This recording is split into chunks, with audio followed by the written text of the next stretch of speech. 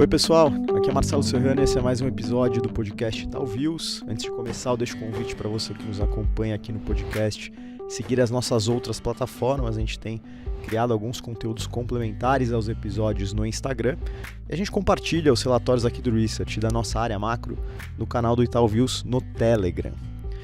Bom, nos últimos anos a gente tem gravado episódios pós-encontros do FMI para manter a tradição, aproveitando que a gente teve os Spring Meetings, a gente vai fazer mais um desses episódios para repercutir o que aconteceu por lá.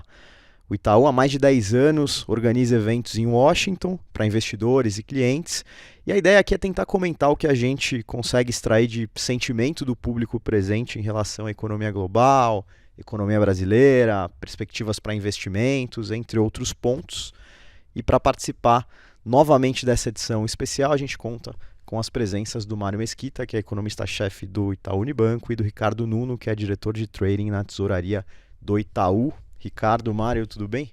Oi, Marcelo, obrigado pelo convite, é um prazer estar aqui. Prazer estar aqui com você, Marcelo, e com o Ricardo. Obrigado pelo convite. Prazer é nosso, sempre bacana fazer esse episódio. Para a gente começar, Mário, eu acho que qualquer cenário começa a se desenhar a partir das expectativas para Estados Unidos, né? Então, para começar esse papo, eu queria entender como a economia americana foi abordada por lá, quais foram os principais pontos de atenção e principalmente o sentimento das pessoas em relação ao Fed, pensando em timing e também em ritmo de corte de juros por lá.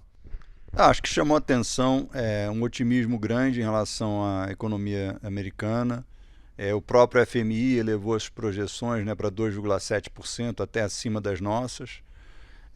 Falou-se muito sobre o caráter excepcional dessa economia, que segue crescendo apesar da alta de juros, com o mercado de trabalho aquecido.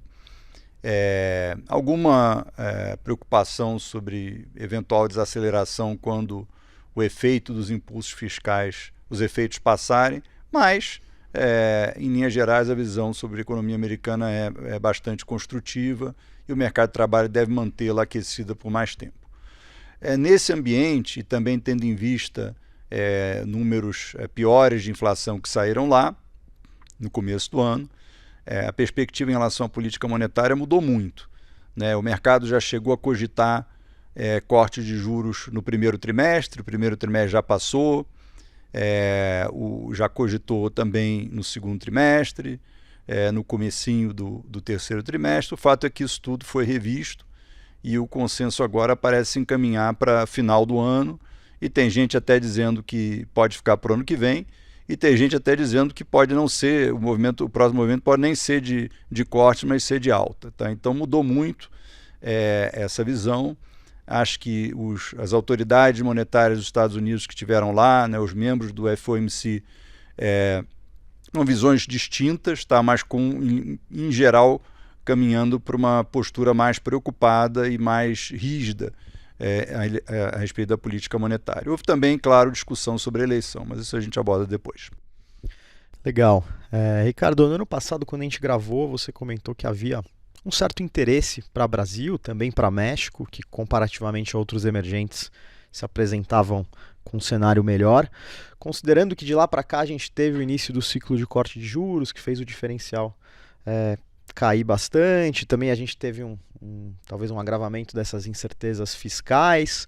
Como que tudo isso foi repercutido por lá? Quais as principais perguntas sobre o Brasil e como é que você mensura o interesse para o Brasil também? Marcelo, foi bem diferente dessa vez, né? Acho que, como o Mário estava colocando, acho assim, os preços, dependendo do momento, mas pelo menos 70% dos preços são dependentes do que vem de fora, Estados Unidos principalmente. Acho que neste momento que a gente está, até um pouco mais do que 70%. Então, o primeiro contexto é inflação muito forte por lá, acho que esse foi o grande tema abordado, e a gente teve durante bastante tempo uma percepção pelos investidores domésticos de que, por alguma razão, o peso do fiscal brasileiro não entrava na conta, nos preços, né?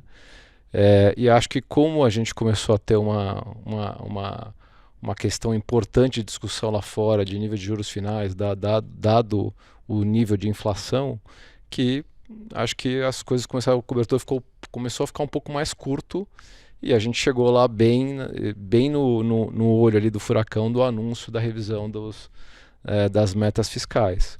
Então acho que a discussão com o Brasil foi na margem negativa. Acho que não é um negativo absoluto, no fundo, acho que é uma piora marginal, mas no fundo acho que os preços eles não vêm aos pouquinhos, né? Quer dizer, acho que depende das condições de liquidez internacionais e aí se aplicam aqui ou não. Aqui, acho que e aí veio com toda a força aqui durante aquela semana que a gente estava lá efetivamente, né? Isso até levou até o Banco Central, no final das contas, por conta da desvalorização do real, né, que aconteceu nessa semana. Inclusive, durante uma das reuniões lá, o Roberto Campos mencionar que o cenário poderia ser diferente, né? Ele até descreveu 4 potenciais cenários e 4 outcomes, ajustando um pouquinho da expectativa em relação ao forward guidance que foi dado na última ata do Copom, né? Assim, cenário mais desafiador aqui, acho que demanda bastante atenção. Só complementando o que o Ricardo mencionou, o que chamou a atenção na interação com os investidores, antes de Washington, eu estive em Nova York vendo investidores, é que o fiscal Brasil era a última pergunta, ou uma das últimas, e agora está entre as primeiras, se não for a primeira. Tá? E faz tempo que não é assim. O Mário tem uma máxima que ele sempre fala, não faz preço até que faz, né? Fez de uma vez. E aproveitando, como é que vocês dois viram o interesse, as dúvidas sobre a Argentina, né? Que do ano passado para cá sofreu mudanças importantes, aí tem chamado mais atenção, virou pauta, como é que está esse ponto? Eu acho que assim, acho que tem uma perspectiva boa, eu diria que sim, chamou atenção. Chamou atenção positivamente. Eu acho que depois de tantos idas e vindas ali de evolução, muito receio a respeito, mas bastante curiosidade. Até porque, no fundo, acho que o Brasil, nesse aspecto, abriu um pouco mais de espaço. Então, tiveram, de fato, bastante discussões, bastante interesse, as pessoas querendo saber, perguntar exatamente onde que está, não está, o que vale a pena, não vale a pena. Então acho que nesse aspecto acho que a gente até perdeu um pouquinho de espaço, sim. Boa. E Mário, antes da gente falar com mais profundidade sobre o Brasil, para fechar essa rodada aí de temas globais, como o pessoal abordou questões relacionadas à China, perspectiva de crescimento e também em relação às economias europeias? Há muito pouco interesse, para dizer a verdade, em relação à Europa, tá? Exceto na questão geopolítica da guerra, né, entre Rússia e Ucrânia. E na China também, acho que interesse mais na questão geopolítica, na rivalidade comercial com os Estados Unidos, ou estratégica, do que propriamente no desempenho econômico, um consenso de que eles estão numa transição de modelo de crescimento, que isso implica riscos. Acho que o governo tem os instrumentos para atingir o objetivo de crescimento em torno de 5% esse ano, e até alguns dados mais recentes positivos. Tá? Mas eu avalio que o foco era mais também na questão geopolítica do que no desempenho da economia. Perfeito. E aprofundando nessa parte geopolítica, Ricardo, como você sentiu que esse tema foi abordado sob o ponto de vista de impacto nos investimentos? Como é a leitura do público lá em relação a uma possível escalada dessas tensões no Oriente Médio, do estágio que a gente tem hoje apresentado por lá, o que foi comentado?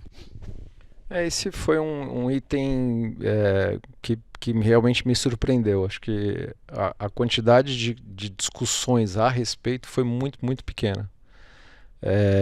Acho que todo mundo entende que tem efetivamente um evento. Eu não sei se realmente aconteceu isso, porque no fundo a gente já vive com a questão de Ucrânia e Rússia há muito tempo, os riscos potenciais que isso podem trazer.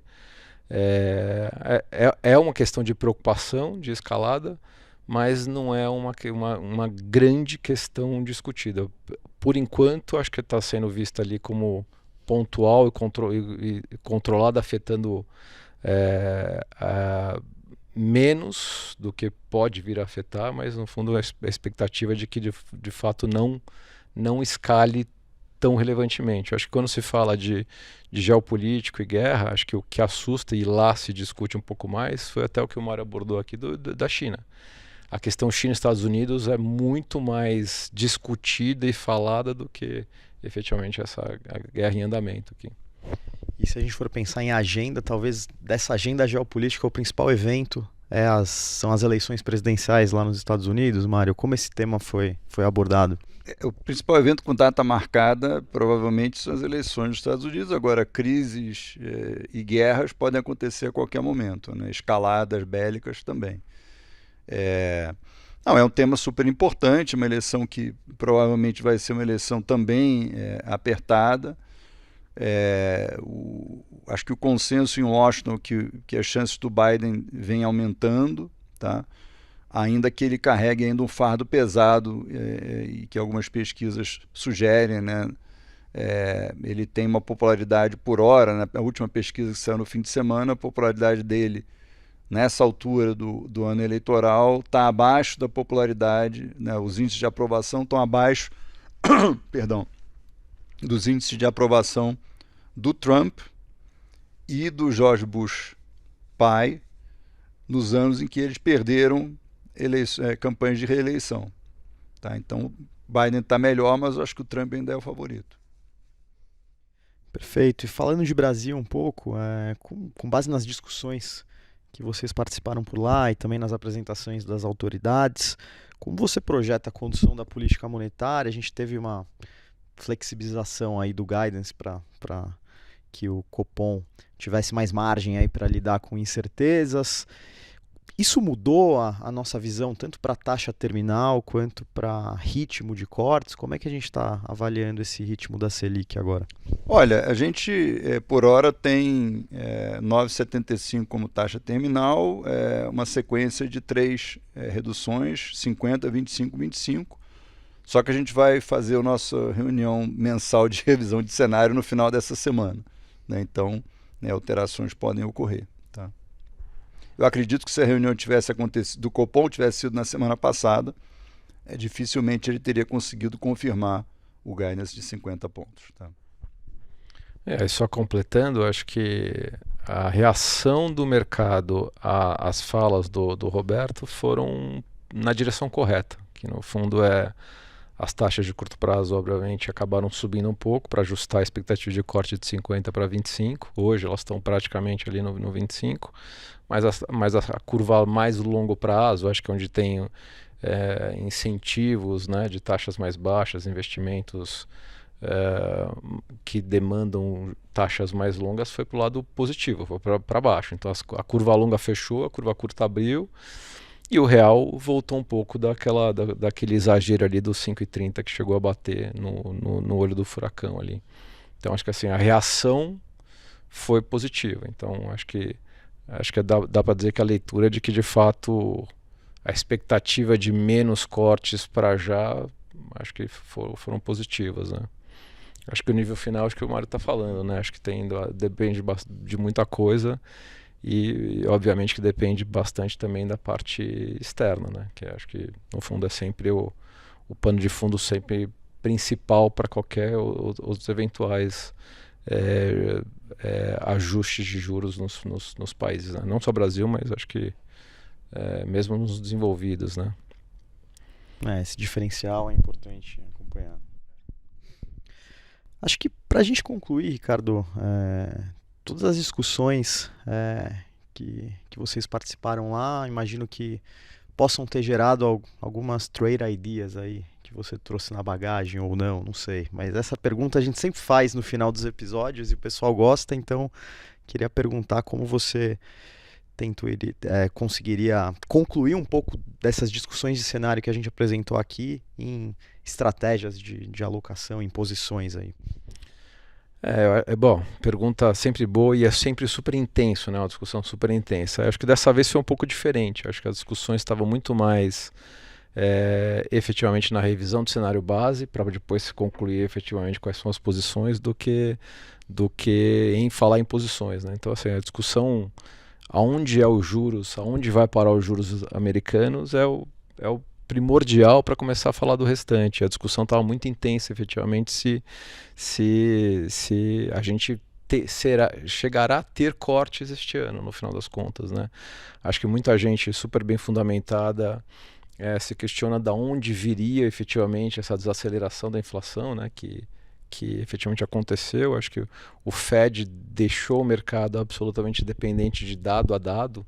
Então, quando a gente fala de uma surpresa de 0,10 de inflação, que não é nada muito grande, o mercado hoje claramente multiplica por 10, 12 no impacto final da inflação. Então, de fato, a gente está muito sensível efetivamente dado a dado e com a percepção de que os decision makers são de fato sensibilizados pelo dado a dado. Então acho que a discussão foi muito mais de qual é o nosso cenário base e aonde estão os nossos riscos do que de fato quais são as posições boas para ter.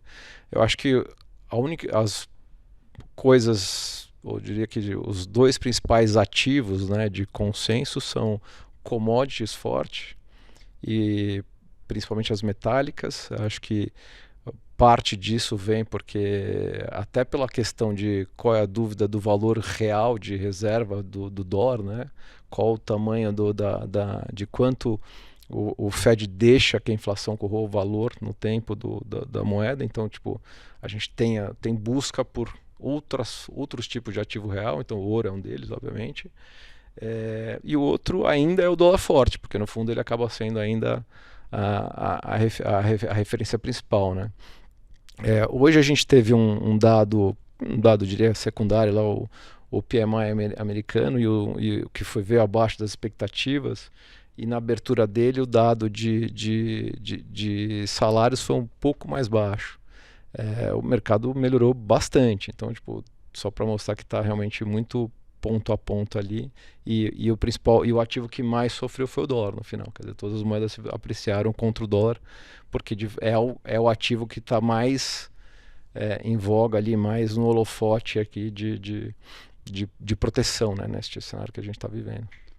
Se eu puder complementar, acho que esse cenário que o Ricardo escreveu acontece em parte porque o cenário que você tem posicionamentos mais táticos, mais de curto prazo, isso em parte vem porque a autoridade monetária, o Fed no caso, está se mostrando super sensível a dados de curto prazo e mudado de opinião com relativa frequência, né? Então, acho que as pessoas naturalmente se sentem menos seguras de tomar posições mais estruturais ou de menos liquidez, né, que precisam carregar por mais tempo nessas circunstâncias. Tá?